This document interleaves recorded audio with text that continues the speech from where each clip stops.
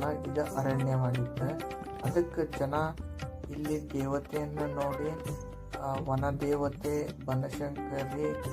ವನಶಂಕರಿ ಅಂದ್ರೆ ಅರಣ್ಯ ದೇವತೆ ಅಂತ ಆಕೆನ ಕರೆದ್ರೆ, ಹೀಗಾಗಿ ದೇವಿ ಹೆಸರು ವನಶಂಕರಿ ಅಥವಾ ಬನಶಂಕರಿ ಅಂತ ಬಂತ ಅಂತ ಹೇಳ್ಬೋದು.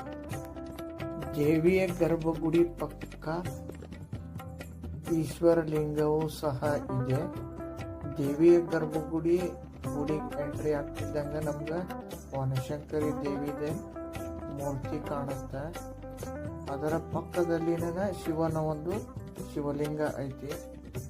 ಸೊ ಇದು ಶಿವಲಿಂಗ ಅಂದ್ರೆ ಈಶ್ವರ ದೇವರ ದರ್ಶನನೂ ಸಹ ಮಾಡ್ಬೋದು. ಹಾಗೂ ದೇವಸ್ಥಾನದ ಕಂಬಗಳಲ್ಲಿ ಇತರೆ ದೇವಿ ದೇವತೆಗಳನ್ನು ಸಹ ಕೆತ್ತಿದ್ದಾರೆ, ನೃತ್ಯಗಾರ್ತಿಯರನ್ನು ಕೆತ್ತಿದ್ದಾರೆ.